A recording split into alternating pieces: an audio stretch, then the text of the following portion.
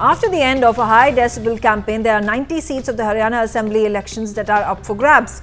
The ruling Bharatiya Janata Party and the opposition party Congress are expected to fiercely battle it out for power in the northern states' political landscape. Meanwhile, the Aam Aadmi Party, the Jananayak Janata Party and the Indian National Lok Dal have also gotten high stakes in these single-phase polls. I have my colleagues on the ground from across different parts of Haryana who we will be speaking with the people, with the voters to gauge their pulse. Joining me on the telecast right now is Mehndi Garg from Rohtak. I have Anand Singh who is joining me from Panipat. Thank you both of you for joining me on the telecast. And Mehndi, let's start from you. Rohtak, a very important district we have over there, the constituency of Garhi Sampla Kiloi, which is in Rohtak and which is the stronghold of the former Chief Minister and Congress leader Bhupinder Singh Hooda.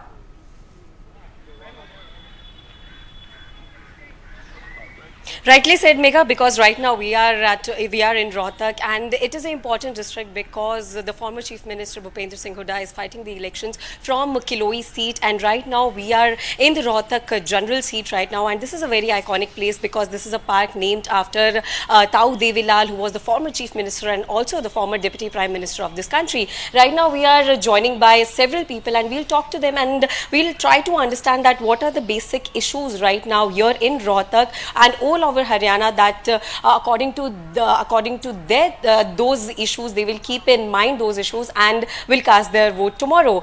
So starting with you, sir. Sir, कल मतदान होने वाला है पूरे हरियाणा में. क्या लगता है कि क्या मुद्दे हैं इस बार रोहतक के या पूरे हरियाणा के? कांग्रेस सरकार आएगी, मुद्दे यही हैं, जनता बदलाव चाहती है. 10 साल इन भाजपा ने राज कर लिया, 10 साल हुड्डा को राज करने का मौका दिया जाए. हमारे रोहतक के हैं हुड्डा साहब. लेकिन अगर मुद्दों की बात की जाए, मुद्दे क्या है? क्या डेवलपमेंट मुद्दा है, बेरोजगारी मुद्दा है, यहाँ की सड़कें मुद्दा है? क्या ये बड़े मुद्दे रहेंगे इस बार जब आप कल मतदान करने जाएंगे? सबसे बेसिक तो एम्प्लॉयमेंट का है, और जो जितने भी आपने नाम बताए हैं विकास के, ये सारे मुद्दे हैं इटसेल्फ. पर्टिकुलरली रोहतक के अंदर हमारे जो रोड हैं, सीवर है, पानी है, इन बेसिक एमिनिटीज जो है, इतना सारा लोग टैक्स देते हैं, हर मुद्दे पर टैक्सेस हैं. उसके बावजूद भी जब हम तो अपने पे कर रहे हैं और हमें उसका रिटर्न कुछ आ नहीं रहा. जहाँ भी देखते हैं सारा बुरा हाल है. पिछले 10 साल में ये पार्क में भी आप अगर घूमोगे ना, तो इसमें भी 10 साल में कभी कभी काम हुआ होगा ना, तो एज इट इज जो कुछ पहले हुआ था 10 साल पहले वही पड़ा हुआ है. So these are the basic issues right now. The sewerage is a issue right now in Rohtak as well. Uncle ji, आपको क्या लगता है बेरोजगारी यहाँ पर एक बड़ा मुद्दा निकलकर सामने आएगा कल मतदान के दिन? बेरोजगारी भी है बेटा, और जो है ना सड़कें, पानी पीने का पानी नहीं आता. पीने का पानी आता है खराब आता, पीने लायक नहीं पानी. सब जो है ना बाहर से नलकों से पानी भर कर लाते हैं. और सड़कों का बुरा हाल है सब जगह. यहाँ सेक्टर में 35 साल से ज़्यादा टाइम हो गया है, सड़कें नहीं बनी दोबारा. जो एक बार बन गई दोबारा सड़कें नहीं बनी हैं. और शहर में सीवर्स का बहुत बुरा हाल है. सारे बैक मारते हैं, कॉलोनी में बैक मारते हैं. और बेरोजगार भी एक बहुत बड़ा मुद्दा है. अब 10 साल से इन्होंने कह दिया बीजेपी ने कि हम अब देंगे 2 लाख वैकेंसी, हम निकालें 2 लाख हम सर्विस देंगे. अब तक कहाँ थे? अब तक इन्होंने क्यों नहीं नौकरी दी बच्चों को? But the basic issue that you are saying is that ki sewerage is a very big issue, and from the last 35 years roads are not being developed right now in the Rohtak area as well. Uncle, हम आपसे फिर से एक बार बातचीत करेंगे. आपसे अगर हम बातचीत करें तो महंगाई क्या यहाँ पर एक मुद्दा रहेगा रोहतक में या हरियाणा में? नहीं, रोहतक में महंगाई का मुद्दा भी है, बेरोजगारी का भी है, इनका कोई रोड मैप नहीं है, एजुकेशन का भी कोई बुरा हाल है, हेल्थ का बुरा हाल है. किसी भी सेक्टर में चले जाओ, हर सेक्टर में बुरा हाल है. सेंटर की नीतियाँ नहीं है, हरियाणा में तो कोई नीतियाँ है ही नहीं. रोड भी है, हर चीज़ का, शहर में चले जाओ ट्रैफिक जाम है, आपकी न बस सर्विस है. गाँव में किसी भी प्रकार की कोई भी डेवलपमेंट नहीं. 10 साल में इन्होंने कोई ऐसा काम नहीं किया अब जिसके नाम पर ये अपने वोट मांगे और आगे अपना जो है कोई पॉलिसी बताएं. इनका कोई भी काम आज तक नहीं हुआ है. ठीक अंकल जी, अगर पिछले 10 साल की बात की जाए तो बीजेपी ने सरकार किया, तो अगर आपको रैंक करना हो 1 से 10 में नंबर देने हो तो आप किस तरीके से देखते हैं पिछले 10 साल और आगे आने वाले 5 साल? देखो जी, ऐसा है कि 10 साल पहले कोई हिसाब जो है सरकार का अलग था और इनके आने के बाद जो है यहाँ बुरा हाल हो गया, समझ गए। कोई नंबर नहीं इनको मिलेगा। ओके अंकल जी, अगर आपसे पूछे तो आगे आने वाले 5 सालों में क्या उम्मीद है रोहतक को लेकर, डेवलपमेंट को लेकर? बेरोजगारी, महंगाई, ये सभी बड़े मुद्दे हैं, तो आगे 5 साल में आप क्या उम्मीद करते हैं आने वाली सरकार से? आने वाली सरकार तो बात की बात है ना कि क्या मुद्दे होंगे क्या ना होंगे। मुद्दा विकास का ही है सबसे बड़ा मुद्दा। तो हरियाणा में 3 बड़े मुद्दे हैं। किसान आंदोलन चला 1 साल से ऊपर, क्या हुआ उनके साथ में? लाठियाँ उनको बरसाई गई, उनके ऊपर गोलियाँ उनको चलाई गई, सड़कों में कील खोद दी गई। तो यहाँ तो किसान कृषि प्रधान देश है, प्रदेश है हमारा, तो किसान सबसे बड़ा मुद्दा है। यही मांग वहाँ भी होंगे, अगली सरकार से भी ना होगी तो उनसे लड़ेंगे फिर हम। दूसरा मुद्दा है ना जवान का है।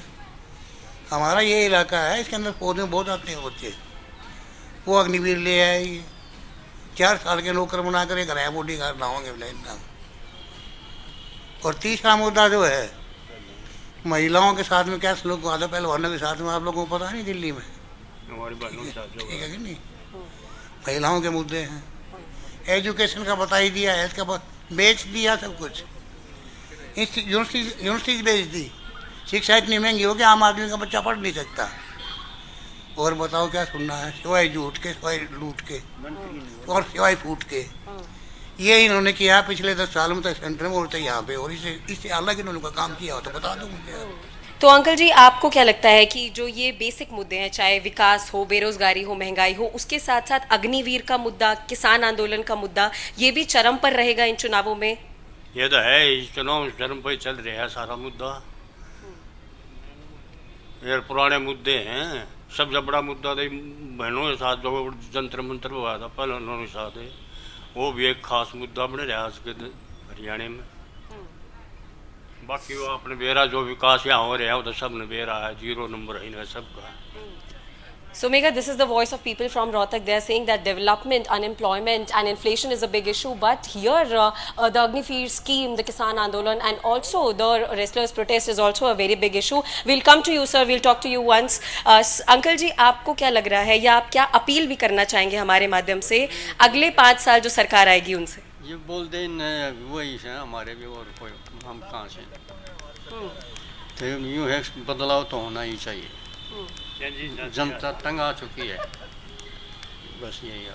So these are the demands of people right now. They are asking for change in Haryana because from the past 10 years the BJP was ruling the Haryana state, but people are here and they are saying in one voice that various issues are here in Haryana, in Rohtak, and they want several changes to be done and major changes to be done. आप कुछ कह रहे थे, फिर से आपसे एक बार बात करेंगे कि कैसे देख रहे हैं आगे आने वाले 5 साल? 5 साल में जो यहाँ की जनता हरियाणा की आस लगा के बैठी है कि भी आने वाला जो मुख्यमंत्री होगा वो भूपेंद्र सिंह हुड्डा होगा। वो क्योंकि उसका पहले उन्होंने काम देख रखा है, अच्छा काम है, वो अपेक्षा कर रहे हैं कि दोबारा से हमें वो चांस मिले।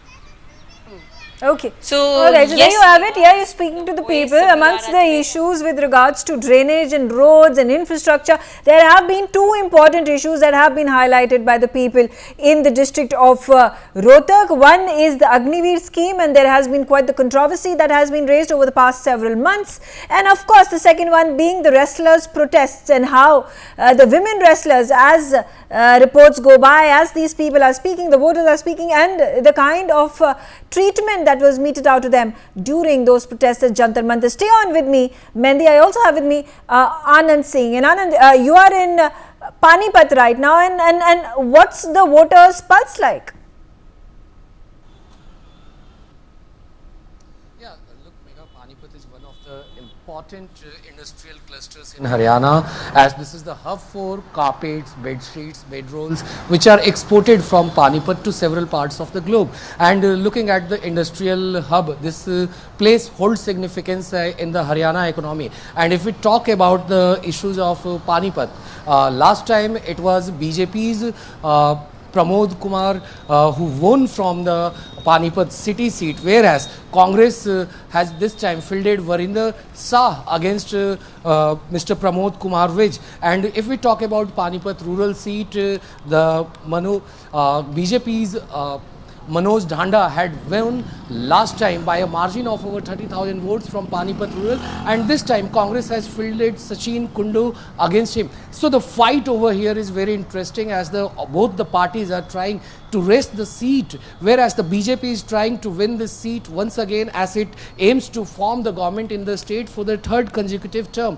And if we look at the competition over here in Haryana, especially from this seat of Panipat, in Panipat there are 4 assembly seats. Beside Panipat city and Panipat rural, there is Samalkha and Isarna scheduled caste reserve seat. So on 2 seats last time Congress had won, whereas it lost on the 2 seats. The Congress is also aiming to win wrest power from the BJP because it was out of power in the state for the last 10 years, whereas the BJP is eyeing to make a comeback in the state for the 3rd consecutive term. And even as the people over here, they are very enthusiastic, and they are saying that they didn't want to come on the camera as polling is just a day tomorrow in the morning. So they avoided the camera, but they said that the issue of development is one of the main issues over here in Panipat, where they want to vote for the development, and even the issues of farmers, as most of the farmers from here had participated in the farmers protest against the 3 farm laws. So they have said that they have not forgotten the kind of treatment that the government had done with them. So definitely there is bit of anger amongst the farmers, but given the fact that this is a urban seat, so there will be switch in voters this time. Back to you, Megha. Okay, all right. Also talking about, the issues, when you talk about education and jobs and infrastructure and social welfare, there are also two important issues that are emerging that have been a common thread when it comes to all the constituencies in Haryana, the 90 constituencies, and that is about, as I was also speaking with Mendi, talking about Agniveer scheme, and the second one about the wrestlers' protest. Does this also resonate with the people of Panipat? Simran on the telecast with me. Simran, take me through how your day went, speaking to the voters. What's the ground reality right now? Just a little less than 24 hours to go when the voting starts. Well, absolutely, Megha. At this given point of time, I am in one of the villages, which are the Giroi Sampla line of the loyalist villagers of Bhupender Singh Hooda. And where I'm standing right now is, I can show you, the kind of mood that is. It is the elderly of the village who are surrounding me at this point of time. It is the time of the evening when they gather in the evening tea drinks to discuss about what's in fact going to be tomorrow's mood. And as of now, let me just tell you one thing, that this is one of the villages which is the loyalist of the former Chief Minister of Haryana, Bhupender Singh Hooda. And let me also go across to some of the voters who are in fact going to be voting tomorrow. And in fact, this is going to be a big game changer for the Congress and the BJP, who are in direct contest in the much anticipated Haryana. कल आप vote डालने वाले हैं हरियाणा में, और जिस तरीके से इस पूरे रीजन की हम बात करें, इस पूरे एरिया की, अब आप लोगों की क्या उम्मीदें हैं और किन मुद्दों पे कल वोट डलेगा? यहाँ वोट डलेगा महंगाई पर, अग्निवीर के खिलाफ और बेरोजगारी के खिलाफ। यहाँ बनेंगे भूपेंद्र हुड्डा एक तरफा। हाँ, तो कोई टक्कर देने के लिए नहीं है? नहीं, टक्कर देने वाला कोई नहीं है, भूपेंद्र हुड्डा ही है। पर बीजेपी इतना काम कर रही है, और नायब सिंह सैनी है, वो पूरा प्रचार कर रहे हैं, कितने बड़े बड़े जो चेहरे हैं बीजेपी के वो आए हैं, लगातार ग्राउंड पे काम हो रहा है, तो उस बारे में लोगों का यहाँ पे क्या सोचना है? नहीं, यहाँ कोई सोच नहीं, यहाँ भूपेंद्र हुड्डा ही है वैसे एक तरफा। यही सोच है कि सरकार बदलाव चाह रही है, जनता बदलाव चाह रही है, और हुड्डा सरकार चाह रही है। भूपेंद्र हुड्डा को चाह रहे हैं लोग। क्यों, किन मुद्दों? पहले उन्होंने काम किए हैं, 2015 तक जो सरकार रही है कांग्रेस। हाँ, रही है, उन्होंने काम किए हैं, जैसे स्कूल हो गए, कॉलेज हो गया, ITI होगी, सब कुछ उन्होंने बनवाया है। हाँ, और अब जैसे आप एक यंग एंथुजियास्ट हैं, और अब देखा जाए तो अग्निवीर को लेके आपने एक बताया। हाँ, अग्निवीर के लिए ये बताया कि पहले हमारे गांव में रोहतक डिस्ट्रिक्ट पड़ता है, इतने नौजवान तैयारी करते थे, जो सेना में यहाँ से सबसे ज़्यादा जाने वाला डिस्ट्रिक्ट बोला जाता है रोहतक। वो अग्निवीर आने के बाद सब ग्राउंड खाली हो गए, स्टेडियम खाली हो गए। वो नाराज इसलिए हो गए, 4 साल में नौजवान का काम ख़त्म हो गया मैडम। आर्मी पे इतना नौजवान का वो रहता था, जिसके लिए तैयारी करते थे, वो सब कुछ विश्वास उठ गया और नौजवान बगैर नौकरी होकर यहीं घूम रहे हैं। कोई बदमाशी कर रहा है, कोई प्राइवेट नौकरी कर रहा है। जो हरियाणा की पसंदीदा नौकरी होती थी वो आर्मी होती थी, और अग्निवीर लाने के बाद ये काम खराब हो गया मैडम। तो अग्निवीर को लेकर बहुत गुस्सा है जनता के अंदर, और जो यंग कैडर है, जैसे आप काफ़ी आप जैसे मैंने और लोग देखे हैं जो बिल्कुल यंग हैं, और उनका इस जगह पे अग्निवीर को लेके बहुत बड़ा एक बयान है कि हमें अग्निवीर जो आई है उसके खिलाफ है मैडम, अग्निवीर के खिलाफ। Okay, so that's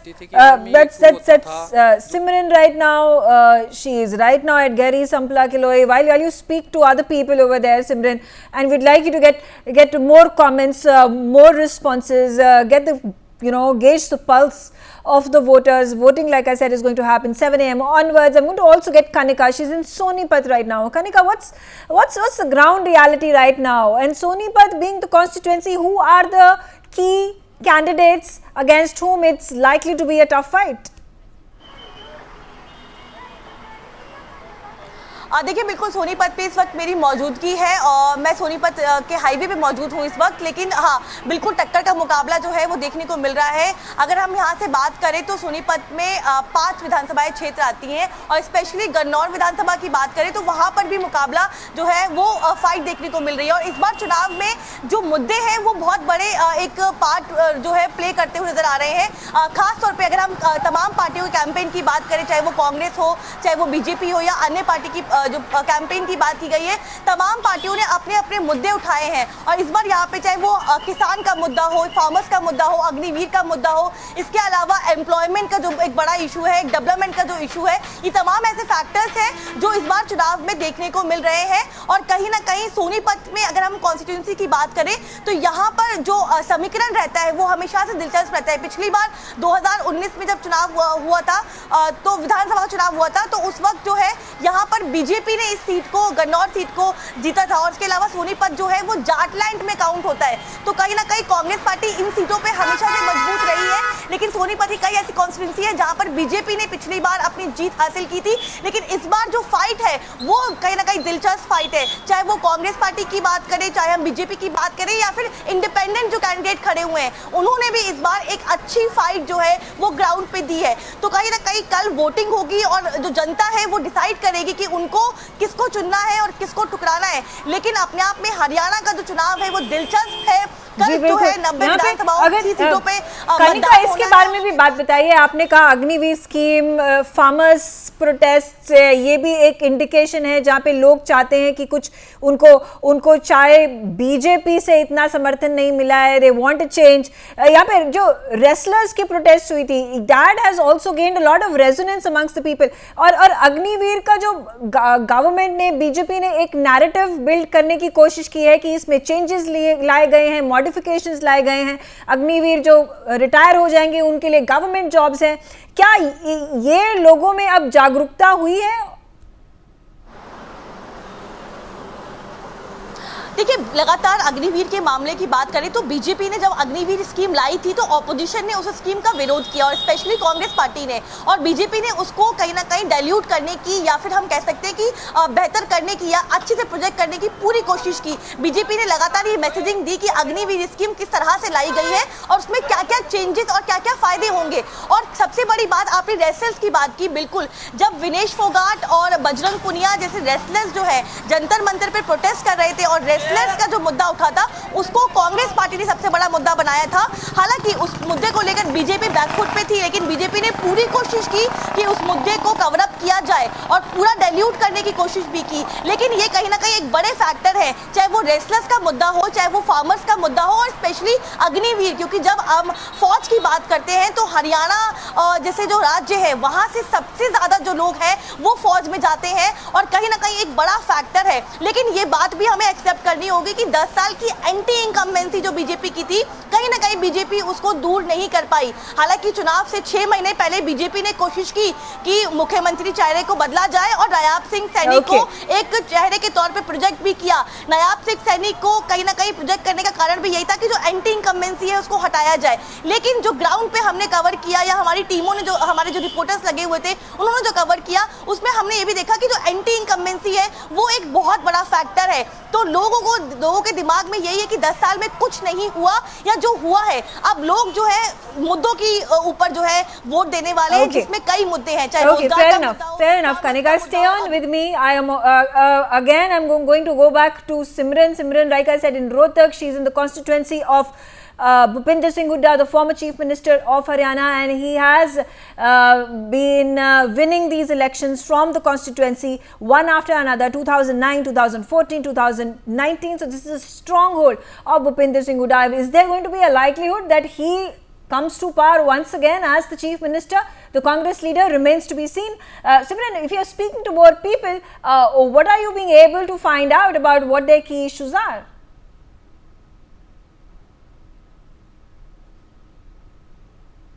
Okay, we'll try to get Simran back on the telecast with me. But Kanika, coming back to you, you're speaking about all these big issues. You're talking about Agniveer, you're talking about the farmer protest that took place, you're talking about the wrestlers protest that has taken place, infrastructure, roads, education, healthcare. 10 years, BJP, according to the people that you have spoken to, has not really seemed to have done enough work. इसके बाद क्या promises किए गए हैं कांग्रेस द्वारा, जिसके साथ आश्वासन मिला है लोगों को कि अगर वो कांग्रेस के लिए वोट करेंगे तो उनके सारे जो प्रॉमिसेस वो सच होंगे और उनके सारी जो डिमांड्स थी गवर्नमेंट से वो पूरी होंगी? देखिए, कांग्रेस पार्टी की अगर बात करें, क्योंकि आपने स्पेसिफिकली सवाल पूछा है, तो कांग्रेस ने इस चुनाव में लगातार एक एग्रेसिव प्रचार करने की कोशिश की है। कांग्रेस पार्टी की ओर से 7 गारंटियां लाई गई हैं, जिसमें अग्निवीर स्कीम का जिक्र किया गया और कहा गया है कि अगर सरकार बनती है तो अग्निवीर स्कीम को विड्रॉल किया जाएगा। इसके अलावा MSP देने की बात की गई है, इसके अलावा किसान का कर्ज माफ करने की बात की गई है, इसके अलावा विकास डेवलपमेंट के कई मॉडल्स जो है वो कांग्रेस पार्टी ने प्रोजेक्ट किए हैं। कांग्रेस पार्टी लगातार अपनी 7 गारंटी को आगे रख के चुनाव लड़ रही है और हमने देखा कि सरहा से तमाम नेताओं ने प्रचार किया। इवन राहुल गांधी, प्रियंका गांधी वाड्रा ने भी खूब जोर शोर से कैंपेन किया। लेकिन कुछ लोग हैं मेरे साथ जो यहीं के लोकल लोग हैं, इनसे पूछ लेते हैं। क्या नाम है सर आपका? मेरा नाम साधु है जी। क्या मुद्दे हैं इस बार चुनाव में, और आप कल जब मतदान करने जाएंगे तो क्या सोच के मतदान करेंगे, क्या मुद्दे रहेंगे इस बार? बीजेपी को वोट देंगे। नहीं, वोट किसको देंगे ये बताइए कि मुद्दे क्या हैं, क्या सोच कर वोट करेंगे? विकास को ही होता है, विकास सोच के वोट करेंगे। आपको लगता है कि 10 साल में बीजेपी ने अच्छा काम किया, विकास हुआ है यहाँ पे? काम अच्छा करा जी, काम अच्छा हुआ है। हाँ जी। और सोनीपत में क्या माहौल लग रहा है आपको? सोनीपत में अच्छा है माहौल। अच्छा माहौल है। हाँ जी। क्या महंगाई बेरोजगारी मुद्दा है? महंगाई कुछ नहीं है जी। नहीं मुद्दा है, ठीक है। कुछ और लोग भी इनसे पूछ लेते हैं। भैया, आप यहीं पे हैं, लोकल के हैं, क्या नाम है आपका? राजू। क्या मुद्दे रहेंगे इस बार चुनाव में, क्योंकि कल वोटिंग का दिन है, आप लोग वोट करने वाले हैं, क्या सोच कर वोट करने वाले हैं? मैडम, हर कोई विकास के लिए वोट करेगा। आगे कुछ बीजेपी है, आगे कुछ कर सकती है और भी कुछ अच्छा करेगी, इसी कारण हम वोट बीजेपी को देंगे। बीजेपी को वोट देंगे। हाँ। 10 साल में बीजेपी की सरकार यहाँ पे रही है, बीजेपी ने विकास किया, क्योंकि कांग्रेस पार्टी, तमाम पार्टियां कहती है कि बीजेपी ने विकास नहीं किया। बीजेपी ने बहुत अच्छा विकास किया है। हाँ। अगर कोई घर पे ही रहेगा, कुछ ना कमाएगा, तो वो उसके लिए तो विकास कुछ जीरो है। जो बंदा पहले भी काम करता था, अब भी काम करता है, वो अब भी हीरो है। और जो घर में बैठ के ये सोचेगा कि कांग्रेस ला के देगी या बीजेपी ला के देगी, उसके लिए तो हर कोई जीरो है। सर, क्या नाम है आपका और क्या रहेगा कल मुद्दा? और स्पेशली मैं इनसे बात करती हूँ क्योंकि आप यहीं पे दुकान चलाते हैं। क्या नाम है आपका? प्रवीण जी। प्रवीण। क्या लग रहा है माहौल हरियाणा में इस बार, क्या माहौल है? सोनीपत में क्या माहौल दिख रहा है? सोनीपत में 50-50 है जब की बार। 50-50। हाँ जी। यानी कि टफ फाइट है यहाँ पे। हाँ जी, टफ फाइट। क्या मुद्दे रहेंगे इस बार? इस बार जी बस कुछ टिकटा ना लगा कह लो या कुछ भी कह लो। क्या सोचकर आप मतदान करेंगे जब आप कल मतदान करने जाएंगे? महंगाई, बेरोजगारी, इसके अलावा डेवलपमेंट, क्या मुद्दे हैं आपकी तरफ? हमने तो काम करना है जी। हाँ। हम तो किसी पर निर्भर नहीं। क्या रोजगार की समस्या है हरियाणा में? रोजगार तो जो काम करेगा उसके लिए तो कोई दिक्कत नहीं है, जो ठाले बैठे तो कितना होगा। यहाँ पे दुकान चला रहे हैं अपनी? मैंने जी 10 साल हो लिए। 10 साल।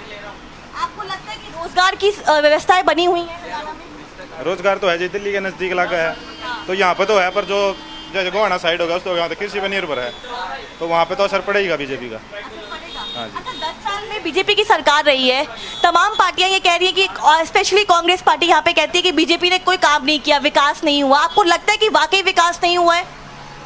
अगर विकास हो रहा होता इसने बदलते क्या थी बीच में खट्टर ने? हाँ। तो ये 3 महीने पहले सैनी ने क्या थी लेगा ये? हाँ।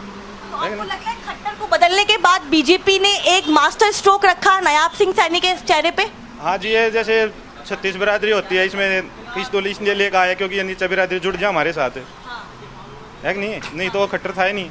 क्या थी बदलना थे? अगर अच्छे काम हो रहे थे तो बदलना क्या थे?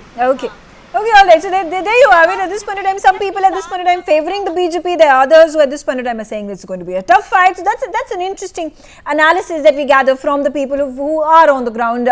Stay with me, Kanika. Let's quickly hop across to Simran once again. She is in Rohtak. She is in the constituency of the former Chief Minister of Haryana and the Congress leader Bhupinder Singh Hooda. Simran, what's the kind of responses that you're receiving from the people on the ground?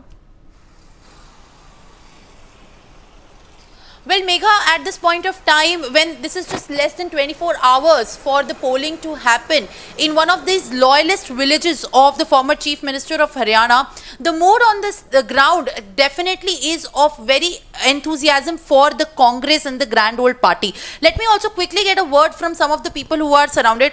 आपका क्या कहना है अभी कांग्रेस या BJP की जो हरियाणा में पूरी टक्कर है, इस जगह को लेकर, संपला को, किलोई को लेकर किस तरीके का रवैया, लोग क्या सोच के वोट डालेंगे? यही सोच डालेंगे जो हमारे हुड्डा बनेगा मुख्यमंत्री और यहाँ से जीतता आए हैं, एक तरफा माहौल है तो कांग्रेस को जिताना है। हाँ, कांग्रेस को जिताना है। तो मुद्दे क्या रहेंगे? मुद्दे 2 लाख खाली पद पड़े वो भरे जाएंगे रोजगार के, और जो किसानों का है वो MSP लागू करेंगे, और शिक्षा और स्वास्थ्य जो यूनिवर्सिटी कॉलेज हैं उसको बढ़ावा तो मिलेगा ही। तो शिक्षा का एक मुद्दा बहुत बड़ा उठा है। मैं आपसे भी पूछना चाहती हूँ कि किसानों का मुद्दा कितना इम्पोर्टेंट है यहाँ पर जब हम बात करते हैं, और लोग, आपकी क्या सोच है कि किसानों के मुद्दे को लेकर भी क्या वोट डल सकता है? किसानों के मुद्दे पर कांग्रेस का ही वोट है। ये तो बीजेपी वाले सारे झूठ बोलते हैं। अरे यहाँ पानी की सुविधा, बिजली की सुविधा, ट्यूबवेल की सुविधा, सब क्या सुविधा दे कांग्रेस को, वह झूठ बोले कुछ नहीं देते। तो भरोसा नहीं है बीजेपी? वो बीजेपी का कोई भरोसा नहीं। बीजेपी ने यहाँ पे इस जगह पे हरियाणा में कितने महीनों से काम किया है, जिस तरीके से पिछली बार भी लड़े थे, क्या बीजेपी का कोई काम पसंद नहीं आया? कोई काम पसंद नहीं आया, सारी यहाँ झगड़ेबाजी रखवाया है, देश के अंदर झगड़े चले हैं, दुनिया भर बदमाश हो गया, वहाँ गोली चल गई, आज वहाँ चल गई, आज इधर चल रही, सारे बदमाशी फैला दी। अच्छा, और एक सबसे अहम मुद्दा जो है अग्निवीर का, अग्निवीर को लेकर के, let me also speak to one of the young people here. Agniveer के मुद्दे को लेकर के जो यंग जनरेशन है उसका क्या सोच है, स्पेशली अगर हम इस जगह की बात करते हैं? अग्निवीर की यही सोच है कि जो पहले पक्की भर्ती होती थी वही चाहिए, अग्निवीर नहीं चाहिए नौजवानों को। For more such videos, subscribe to the NewsX YouTube channel, hit the bell icon.